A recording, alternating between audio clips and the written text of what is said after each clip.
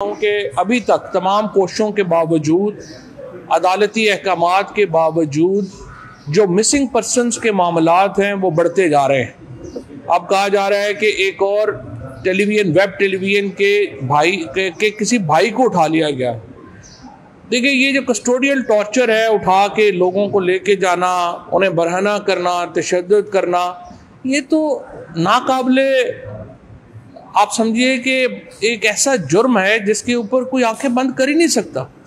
ये बिल्कुल ही, आप पाकिस्तान को लाहौर, कराची, इस्लामाबाद से अगर लोग अगवा हो रहे हैं और उनके कोई हकूक़ नहीं हैं, तो फिर आप ये तो पाकिस्तान की रियासत की दुश्मनी कर रहे हैं। अगर आप ये कर रहे हैं तो इसकी हम शदीद मज़म्मत करते हैं। और फिर जिस तरह से अदालती अहकामात की परवाही नहीं की जा रही, परवेज़ इलाही साहब के ऊपर जो है वो उनकी ज़मानत हुई है और उनके घर के ऊपर आपने देखा किस तरीके से उनके घर के दरवाजे तोड़े गए।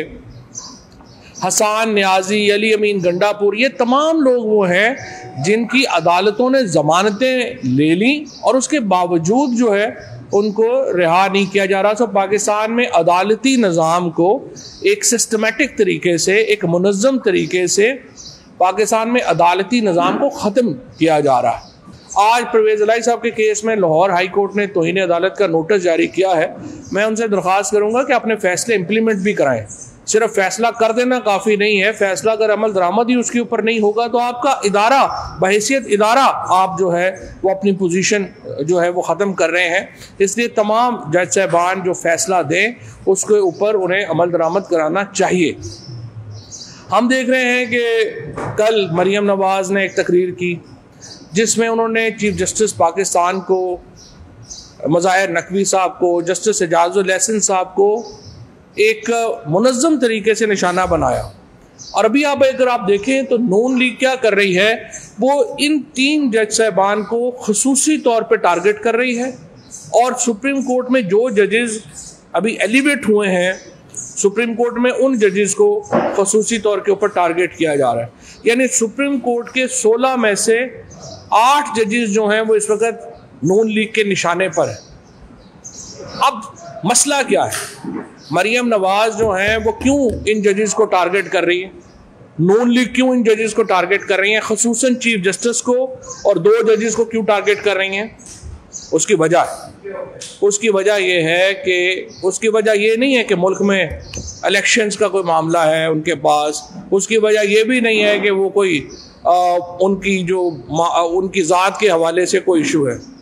ये तमाम कैंपेन सिर्फ एक मकसद के तहत हो रही है और वो मकसद ये है कि चीफ जस्टिस पाकिस्तान और जस्टिस एजाजुल एहसन और जस्टिस मंसूर अली शाह का बेंच जो नैब की अमेंडमेंट्स की केसेस सुन रहा है, वो बेंच डिसॉल्व हो जाए और वो अपना फैसला ना दे।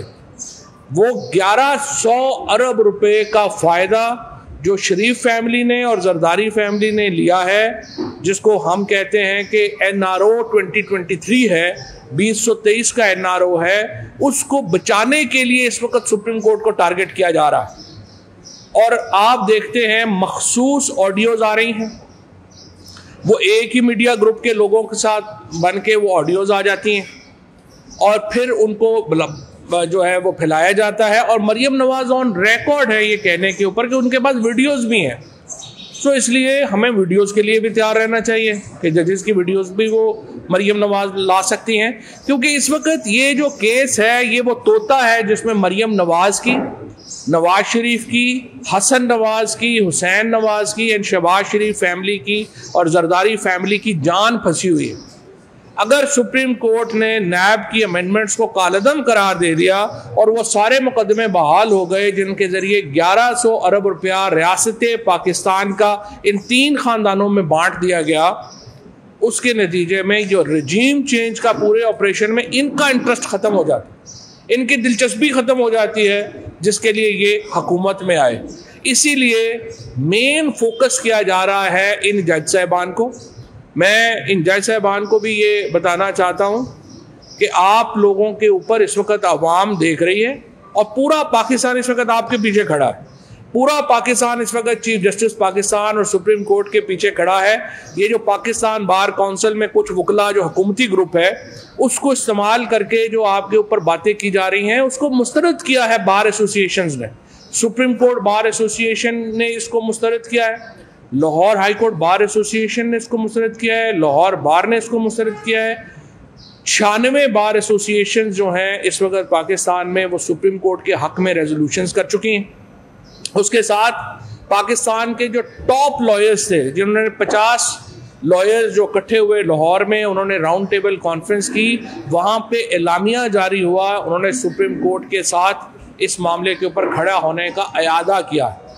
लिहाजा सुप्रीम कोर्ट के चीफ जस्टिस साहब को और जजेस को कोई फिक्र नहीं होनी चाहिए कि पूरा पाकिस्तान इस वक्त उनके पीछे खड़ा है और वो किसी ब्लैकमेलिंग में ना आए और किसी ब्लैकमेलिंग में आए बगैर आज़ादाना फैसले जो हैं वो अपने करें।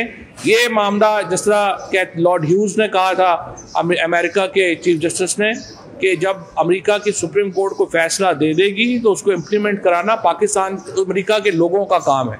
इसी तरह से पाकिस्तान की सुप्रीम कोर्ट फैसला दे देगी, आप आइन और कानून के ऊपर खड़े होकर फैसला दें, इम्प्लीमेंट कराना पाकिस्तान के लोगों का काम है। अगर पाकिस्तान के लोग अपने आइन की हिफाजत नहीं कर सकते, अगर अपने हकूक़ की हिफाजत नहीं कर सकते, अगर सुप्रीम कोर्ट के ऑर्डर्स को इम्प्लीमेंट नहीं करा सकते तो फिर हमें कौम कहलाने का हक ही हासिल नहीं।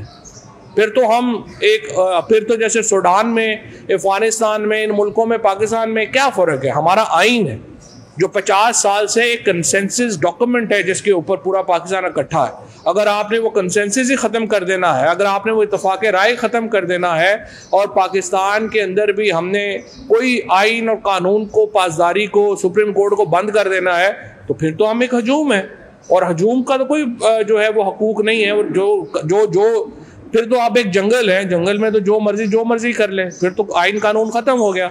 लिहाजा ये जिम्मेदारी सिर्फ सुप्रीम कोर्ट की नहीं है कि उन्होंने आइन को बचाना है, ये जिम्मेदारी सिर्फ सुप्रीम कोर्ट की नहीं है कि उन्होंने फैसलों पे अमल दरामद कराना है, ये पाकिस्तान के लोगों का फ़र्ज़ है। और जिस तरह कल इमरान खान ने कहा है कि अगर आइन नहीं रहता और सुप्रीम कोर्ट के अहकामात के ऊपर अमल दरामद नहीं होता तो फिर सड़कें फैसला करेंगी, गलियां फैसला करेंगी कि पाकिस्तान का मुस्तकबिल क्या होगा। क्योंकि अगर सड़क और गली के ऊपर पाकिस्तान के लोग नहीं निकल सकते अपने हकूक़ की हिफाजत के लिए, अगर पाकिस्तान के आइन को ख़त्म कर दिया जाता है और पाकिस्तान के लोग घरों में बैठे रहते हैं, अगर सुप्रीम कोर्ट को बंद कर दिया जाता है और पाकिस्तान के लोग घरों में बैठे रहते हैं, फिर हमारा हक ही नहीं है कि हम किसी हकूक़ के लिए अपनी बात करें। और जाहिर है कि पाकिस्तान के लोगों को अपने हकूक़ के लिए खुद बाहर निकलना होगा। और इंशाअल्लाह हमने 1 साल से इस तहरीक को हर तरीके से लीड किया है और हम इस तहरीक को आगे भी लीड जो है वो करेंगे। मरियम नवाज़ की जो और आज भी जो इनकी जो तमाम कोशिशें हैं जिसमें उन्होंने कहा कि जी ये सुप्रीम कोर्ट से फलाना जज जो है वो बेंच से हट जाए, तो सुप्रीम कोर्ट तो आधी सुप्रीम कोर्ट के ऊपर फिर रेफरेंसेस हैं, तो सुप्रीम कोर्ट के वो सारे जज जिनके ऊपर रेफरेंसेस हैं वो हट जाएंगे तो सुप्रीम कोर्ट तो बंद हो जाएगी, और यही आप चाहते हैं। लिहाजा सुप्रीम कोर्ट ने आज बिल्कुल दुरुस्त फैसला किया है। जो बेंच बनाना इख्तियार है चीफ जस्टिस पाकिस्तान का, वो अपने मुताबिक चलें और पूरा पाकिस्तान उनको देख रहा है। मर्जी के बेंच बनवाने का शौक़ पुराना है, ये रफ़ीक तारड़ के ज़माने से बेंच बनवाना और फिर मलक क़यूम के ज़माने से बेंच बनवाना, इस हुकूमत के में शामिल जो शहबाज शरीफ हैं और कंपनी है उनका पुराना ये रवाज है कि वो बेंच बनवाते हैं और बातें करते हैं कि क्या होगा, क्या हो गया। मैं देख रहा था कि शौकत सदीकी साहब की कल इंटरव्यू चला था। मेरा ज़ाती तौर पे वैसे शौकत सदीकी साहब के लिए एहतराम है, इसलिए मैं उनके ऊपर कोई बात नहीं करता, लेकिन इशू ये है कि शौकत सदीकी साहब तो जो पैनामा की बात कर रहे थे, पैनामा की एविडेंस जो है वो तो आपके सामने लंदन में खड़ी है, इतनी बड़ी बड़ी जो एवन फील्ड अपार्टमेंट्स की बिल्डिंगें हैं वही पैनामा है ना, और क्या पैनामा है। नवाज शरीफ उसी में ही उनको सजा हुई है पैनामा में। तो जो आजकल हो रहा है और वो जो जजेस के साथ और फिक्सेशन में हो रही है और जिस तरीके से यहाँ पे दबाव डाला जा रहा है इन्वेस्टिगेशन के ऊपर, वो तो कुछ भी नहीं है जो वो बात कर रहे थे। भारत लेकिन एक माफिया जो है उससे इस वक्त मेरा ख्याल है जुडिशरी एक बाकायदा माफिया से उनका मुकाबला है। ये जो हमने देखा था कि जो ये ड्रग लॉर्ड्स होते थे बाहर क्यूबा में, लैटिन अमेरिका के मुल्कों में, वो तो सुप्रीम कोर्ट को, अदालतों को उन्होंने बम भी मार दिए थे। ये भी बम भी मारना चाहते हैं वैसे तो सुप्रीम कोर्ट को, सिर्फ तकल्लुफ कर रहे हैं कि इधर उधर से कभी कोई लॉयर लीडर ले आते हैं, वो कह देता है ये कर दें वो कर दें।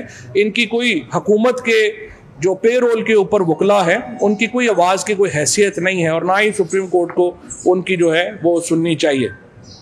कल मरियम नवाज ने एक और इल्ज़ाम ये भी लगाया, उन्होंने कहा कि बुशरा बेगम जो हैं वो फाइलों पर दस्तखत करवाने के पैसे ले रही थी। अब जो भी आदमी पाकिस्तान में या जो भी तरीके इंसाफ का है उसको मालूम है कि जो खान साहब की अहलिया हैं उनको कभी किसी ने देखा भी नहीं होगा।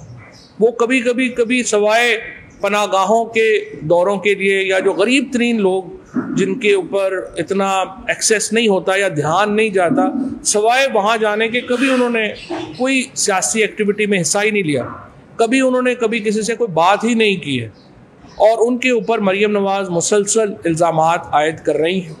इसलिए हमने फ़ैसला किया है, बुशरा बेगम ने यह फ़ैसला किया है कि उनकी तरफ से एक नोटिस मरियम नवाज को भेजा जा रहा है जिसमें उन्हें ये कहा जा रहा है कि उनके ख़िलाफ़ हम क्रिमिनल प्रोसीडिंग्स जो हैं, फौजदारी मुकदमा जो है वो हम दायर कर रहे हैं पाकिस्तान पीनल कोड के तहत, क्योंकि यहाँ पे जो हरजाने वगैरह है वो तो आ ही नहीं रहा। लिहाजा रेपुटेशन को डैमेज करने के ऊपर उनके ऊपर जो है वो क्रिमिनल केस करने का फ़ैसला किया है, और ये बुशरा बीबी की तरफ से ये नोटिस जो है वो मरियम नवाज़ को आज भेजा जा रहा है।